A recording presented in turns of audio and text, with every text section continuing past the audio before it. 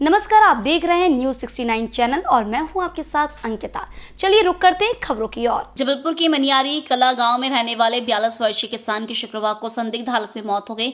मृत किसान का नाम विजय प्रधान है। परिजनों का आरोप है कि विजय की पत्नी ने अपने प्रेमी के साथ मिलकर पहले तो उसकी हत्या की और फिर बाद में हत्या को आत्महत्या का रूप दिया। पनागर थाना पुलिस ने मृतक की पत्नी ललिता प्रधान और उसके प्रेमी राकेश बर्मन के खिलाफ आत्महत्या के लिए प्रेरित करने का मामला दर्ज कर दोनों को गिरफ्तार कर लिया है। किसान विजय प्रधान के परिजनों ने पुलिस के वरिष्ठ अधिकारियों से मांग की है कि इस घटना की उच्च स्तरीय जांच हो।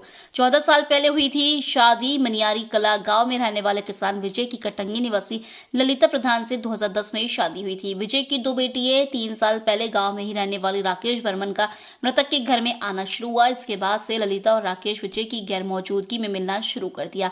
कई बार दोनों को गांव के बाहर घूमते हुए भी देखा। विजय ने जब विरोध किया तो दोनों ने उसके साथ मारपीट करना शुरू कर दिया।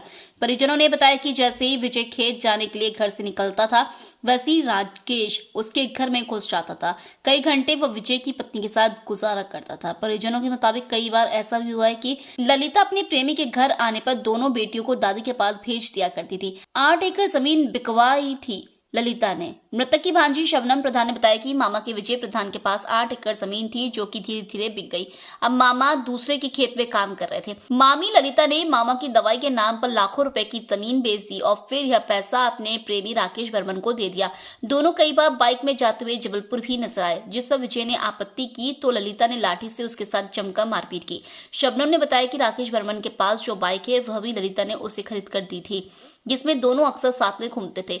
1 माह से बन रहा था प्लान। विजय की गैर मौजूदगी में राकेश अक्सर ललिता के घर आया करता था। कई बार मृतक ने दोनों को रंगे हाथों घर में पकड़ा, जिसके चलते दोनों की लड़ाई भी हुई थी। गांव के लोगों ने जब ललिता को समझाया तो उसने उनसे भी विवाद किया। यही वजह थी कि सब देखते हुए भी लोगों ने अनदेखा करना शुरू कर दिया। शबनम ने बताया कि मामा विजय की हत्या करने का दोनों 1 माह से प्लान बना रहे थे। कई बार ऐसा भी हुआ जब विजय खेत में अकेला था तो दोनों उसके पास पहुंचे, पर आसपास मौजूद लोगों को देखकर विजय को नहीं मार पाए। मेरा नाम शबनम प्रधान है। मैं मनियारी कला से हूँ। मेरे मामा ने आत्महत्या नहीं की थी। मेरे मामा को मेरी मामी और उसके बॉयफ्रेंड राकेश बर्मन ने उनको फांसी लगाकर मारा है और उन्होंने सबूत मिटाने की बहुत कोशिश की थी।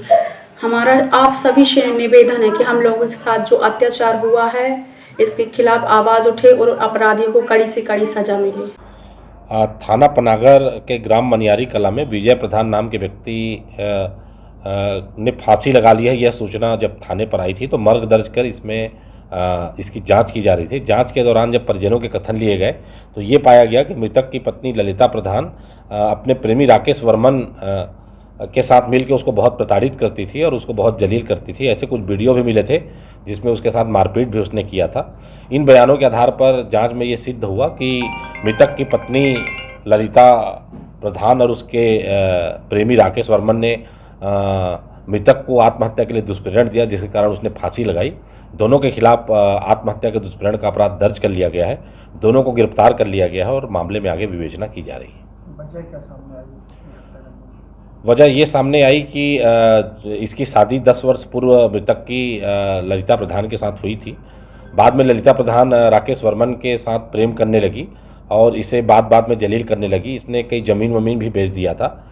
इसकी भांजी ने बताया कि मृतक की पत्नी जो थी ललिता वर्मन वो ज़मीन बेच के मोटरसाइकिल खरीद के अपने प्रेमी राकेश वर्मन को भी दे दी थी। ऐसे बहुत सारी चीज़ें जांच के दौरान सामने आई और परत दर परत बातें खुलती गई और अंत में ये पाया गया कि इसी की प्रताड़ना से क्षुब्ध होकर विजय प्रधान ने अपना फांसी लगाकर अपनी जीवन लीला समाप्त की थी।